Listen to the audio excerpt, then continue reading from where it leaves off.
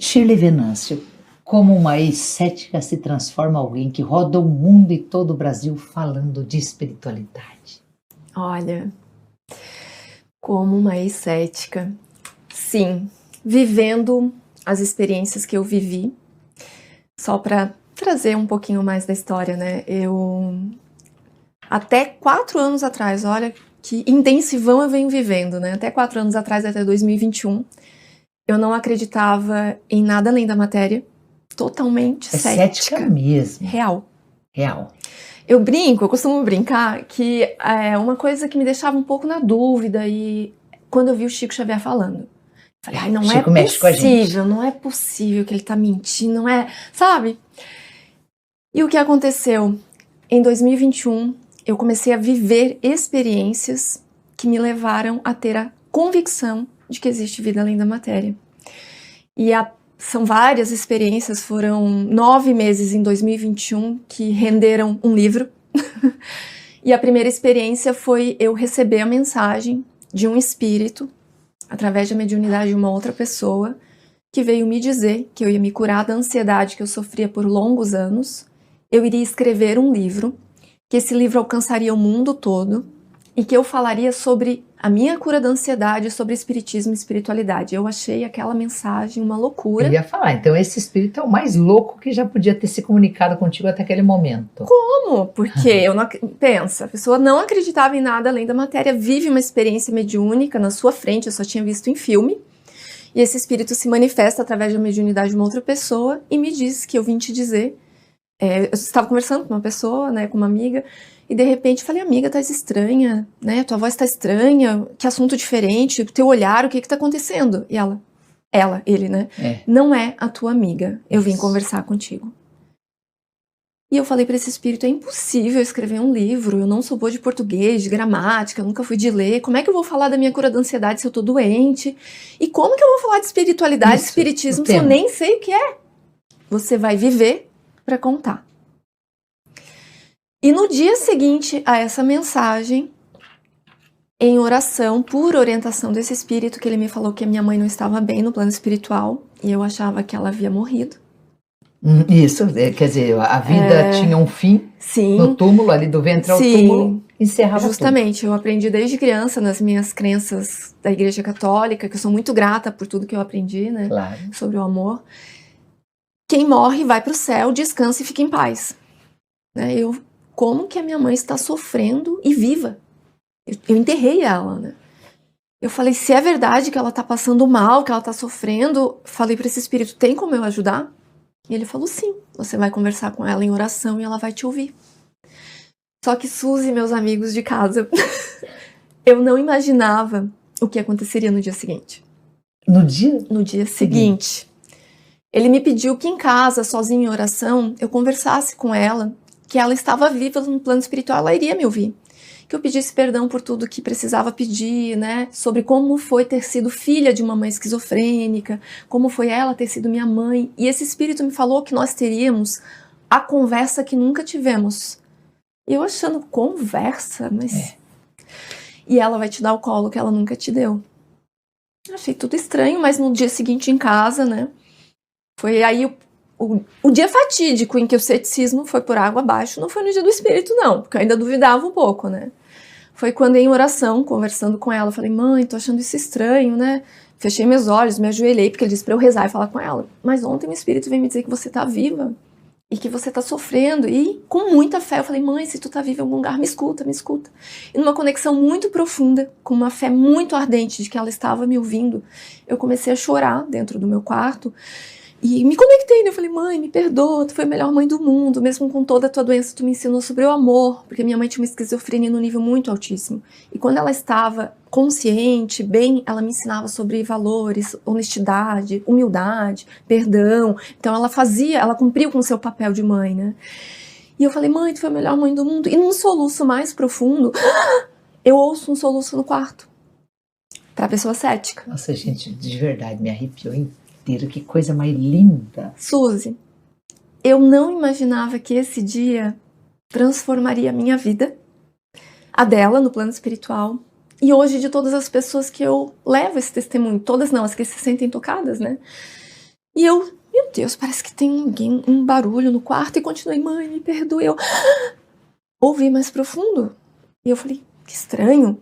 Mas nem passava pela minha cabeça o que eu viveria nas próximas horas. Naquela manhã de março de 2021. E eu comecei a sentir medo, porque eu senti um arrepio, uma energia que eu nunca tinha sentido, né? E até que, de repente, num soluço mais profundo, eu ouço nitidamente o choro dela no quarto. Eu identifiquei a minha mãe tá aqui. Chorando. A minha mãe tá aqui chorando. Mas de olho fechado ainda falando com ela. E quando eu abro os meus olhos, do meu lado direito, está ela, viva. Eu não sabia da minha mediunidade. Eu não sabia que o corpo físico, ele se encerra e que o espírito, ele tem vida eterna. Eu não sabia que ela estava viva no plano espiritual. Um universo, uma cortina se abriu, porque quando a pessoa, você está respondendo a pergunta que você fez, né? A pessoa cética vendo aquilo ali, não foi algo que eu contei, eu vi no filme, numa TV. Não. Eu vi vendo, eu falei, como assim? Quero como explicação. Assim? E aí, nós seres humanos, nós somos muito racionais, mentais, estratégicos, né? A gente quer entender, fazer sentido. E eu, meu Deus, o que está acontecendo? O que é isso? Eu pensando, raciocinando. Shirley, não pensa, vive. Não pensa, não racionaliza, vive. E aí eu falei, mãe, eu achei que tu tinha morrido. E essa conversa foi a conversa mais libertadora, curativa, transformadora. Porque Deus me permitiu a graça de experienciar esse encontro para eu testemunhar. Foram 4 horas conversando com a minha mãe, 9 anos depois dela ter tido um infarto fulminante. Foi uma aula, né? Porque eu aproveitei esse momento todo para fazer várias perguntas. A gente falou sobre muita coisa da nossa vida, que a gente não teve oportunidade. E o que esse espírito falou um dia antes, ele falou, ela vai te dar o colo que ela nunca te deu. E no final dessa conversa, ela sentou na minha cama, me colocou em posição de feto no colo dela, e eu recebi pela primeira vez o colo de uma mãe sem remédio, sem esquizofrenia, sem surtos, uma mãe saudável, né? E esse dia transformou a minha vida e se tornou o capítulo mais lindo do meu livro e da minha vida. E a partir desse dia eu não tive mais dúvidas e comecei a buscar conhecimento, para conhecer o que estava acontecendo comigo, né? Então eu passei a estudar a doutrina, que eu chamo de filosofia, de Allan Kardec, nessa época, foi em março de 2021. Uhum. Esse foi o primeiro, né? Primeiro capítulo que me fez sair do ceticismo à expansão de consciência espiritual. Delícia de te escutar, porque a gente vive procurando provas ou procurando pessoas que nos ajudem a entender os processos entre a vida e a morte ou pós-morte. E você é uma dessas testemunhas sem passar pela EQM, porque a gente acaba buscando pessoas da EQM, né? Sim. E você não foi EQM, foi experiência. E não foi projeção astral. Você tem a capacidade de, provavelmente, de muito ectoplasma, de materializar mesmo a presença espiritual de alguém. Isso é uma mediunidade muito forte. Olha que lindo, gente, o livro. Uma autobiografia espiritual, Shirley Venâncio, da ansiedade à iluminação, um testemunho sobre a fé divina e a fé humana. Olha só que obra mais linda. Só esse é o livro 2. Esse já é o 2. Esse é o 2. Em março deste ano, eu recebi a mensagem da minha mentora, desse espírito, que a gente tem uma missão juntas, eu acabei sabendo. Eu não contei um detalhe, esse espírito que se manifestou através da mediunidade dessa amiga, dizendo que eu iria me curar, escrever um livro, ele passou a falar diretamente comigo. Então, hoje a gente se comunica diariamente. Você tem uma mediunidade mais profunda, né? mais ligada a permitir que a presença dele seja tão real. E aí hoje você fala com a sua mentora. Falo. Ela eu escuto, ela eu não vejo. Uhum. Ela eu escuto. E em março desse ano, a minha mentora falou assim, agora você vai escrever a continuidade do seu primeiro livro. E eu não sabia que teria continuidade, né? Eu falei, tem continuidade? Eu achei que era da ansiedade à iluminação, ponto, né? E que eu escreveria outros livros, que ela me falou que eu vou escrever livros até o final dessa experiência material. Sim, você vai escrever a continuidade. Nós precisamos que você escreva em 40 dias. Traduza para o francês. E eu falei, meu Deus, né? Tudo isso, detalhe, né? Sem editora, sem recurso financeiro. Isso. Porque eu precisei abrir mão de todas as outras atividades. Qual é a sua profissão? Escritora e palestrante espírita. Não, antes. Eu trabalhava em gestão comercial como supervisora de rede de lojas do varejo em marcas bem conhecidas nacionalmente. Olha, por 23 anos. Sei. Totalmente planilha, metas. Isso, porque não era fosse numa linha de escrita, de editoração. Não, nada. Gente, que coisa fascinante. E eu perguntei para ela em março, eu falei, mas por que 40 dias, né? O que vai acontecer? Confia.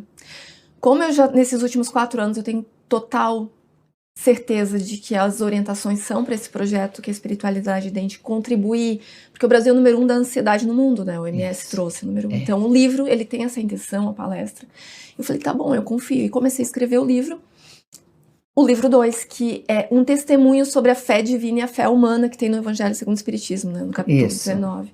Então, esse livro, eles são verdadeiros milagres vividos desde que eu abri mão das carreiras profissionais remuneradas para viver falando de espiritismo. Porque hoje eu vivo do exercício da confiança de que eu dou o passo e Deus coloca o chão embaixo, assim, tipo, não tenho renda. Né? Eu trabalho muito como palestrante espírita, eu viajo muito, mas eu entrego o meu servir. Então aqui são testemunhos sobre a fé divina e a fé humana. Lancei em Paris em junho deste ano, lancei na Feira do Livro de Lisboa, palestrei em centros espíritas lá em Paris também, em Portugal, e venho levando. Agora venho levando o livro, soube que será uma trilogia. Então agora eu estou vivendo os capítulos para contar no 3º. Que coisa linda! Qual foi, quando você começa a estudar a doutrina, qual foi assim a maior estranheza? Algo que você tinha certeza que seria impossível, fora essa experiência com a mãe, mas que você olhando a doutrina e disse, isso aqui faz mais sentido do que não acreditar.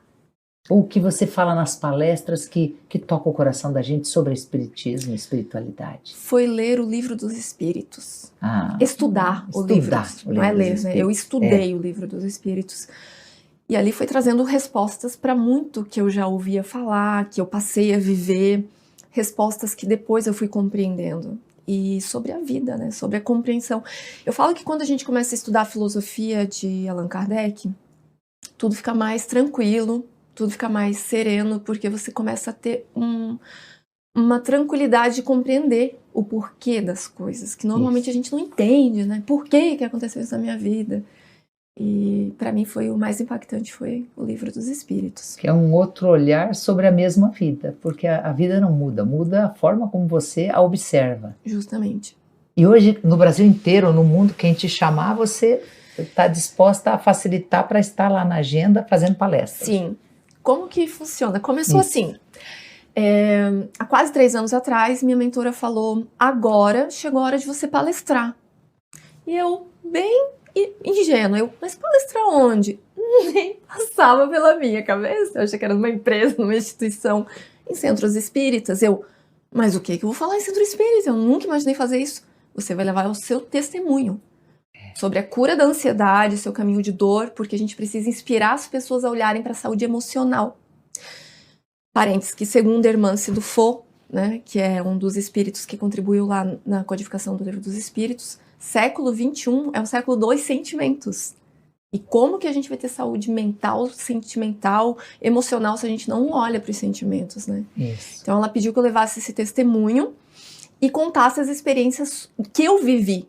Porque mesmo em centros espíritas, muitas pessoas não acreditam, né? Porque elas estão lá buscando algo. Claro que isso é muito importante e uma gama muito grande chega por total sofrimento e por não conseguir nem resposta, nem tratamento, nem solução daquilo que ela está vivendo. Sim. Na prosperidade, na família, no relacionamento, no trabalho, na alma. Sim. E olha o que aconteceu, Suzy. Eu falei, tá bom, então vou montar uma palestra e vou começar. Só que eu não conhecia ninguém de centro espírita. Comecei a contactar uma pessoa, eu tenho uma palestra, posso levar no teu centro espírita? Não. Isso aí primeiro é as portas fechadas. Ganhei muito não, porque ninguém conhecia meu trabalho, eu não tinha uma palestra ainda, então eu recebi bastante não. Olha a providência de Deus e a espiritualidade, porque a gente acha que somos só nós aqui, né? Nós não estamos sós, e eu tenho provas disso. Eu em Floripa, nesse movimento, me liga uma senhora, minha amiga lá de Campo Grande, no Mato Grosso do Sul. Eu conheci na frente do túmulo do Kardec em 2022, lá em Paris. Shirley, eu tô te ligando porque eu tô agendando 3 palestras para você aqui em Centros Espíritas, sem saber que eu já estava nesse movimento. E aí, dia 4 de abril do ano de 2023 foram as minhas primeiras palestras lá em Campo Grande. E eu continuei me movimentando e ganhava muito não, até que minha mentora me disse o seguinte: nas palestras, no final você vai falar o seguinte: se você se sentiu tocado por essa palestra, me ajude me indicando para outras casas. E é assim que eu chego. Hoje é assim. Então, todo final de palestra eu falo isso e muitas pessoas se sentem tocadas com algo, porque um testemunho, as pessoas se identificam. Nossa, você está falando de mim. Nossa, eu também achava que não tinha cura, então tem. A minha mãe morreu esse mês, eu tô sofrendo, então ela tá viva. Então as pessoas se comprometem com a minha missão de levar esse testemunho e assim vão indicando. Então assim é que eu vou chegando em outros estados. Agora, semana passada eu estive em Goiânia, estive em Recife, agora estou agendando João Pessoa, e tudo através de indicação. Inclusive meu pessoal da Casa de Oração, que está sempre junto aí de Balneário Camboriú, já se comprometeu a fazer uma palestra aberta e uma fechada para os médiuns e uma aberta, médiuns e público. E a gente vai agendar isso na entrada do ano, assim que a agenda dela permitir, porque isso é que é maravilhoso. Nós que administramos centros espíritas, às vezes também temos dificuldade de achar quem vai vir trazer uma boa palestra. Claro. Porque a gente acha as portas fechadas dos dois lados. Eu vou te fazer essa pergunta sobre o mundo fechado que tem, as portas fechadas mesmo. Eu vou dar um exemplo. Eu estava uma vez com o Raul Teixeira, pessoalmente, com ele, Edivaldo Franco, a gente ficou alguns dias e criou um vínculo de amizade. Claro que eu sei que eles são da FEB do Kardec. E nós somos universalistas, simples assim, universalistas. Nós estudamos a doutrina de Kardec, sim, mas também respeitamos Umbanda, Candomblé, budismo, devotos de Krishna. Então a gente quer ter um olhar sobre o mundo, sobre a filosofia da vida. E ele tratou, o Raul Teixeira gentilmente falou: eu vou fazer uma palestra na sua casa. Não cobro nada, vou fazer. Então, para mim, ia ser o auge da casa de oração. Eu recebi um não oficial. Mas é impossível que alguém como Raul Teixeira entre num centro espírita como o de vocês. Recebi um não, da FEB. Da FEB. Eu recebi um não. E isso me doeu no coração, por quê? Porque eles não foram uma vez, a gente só faz caridade, tudo de graça, a gente só ora, é casa de oração. E estudamos também a doutrina. O que para mim é o maior pecado? Eu ia falar sobre esse ceticismo do fechamento que há hoje, das portas. Por quê? Que oportunidade, então, para falar o que a FEB faz? Você quer oportunidade maior do que entrar nos centros que não conhecem o trabalho? Então, em vez deles abrirem as portas para a gente agregar energia, eu recebi um não tão redondo que até hoje dói no meu coração.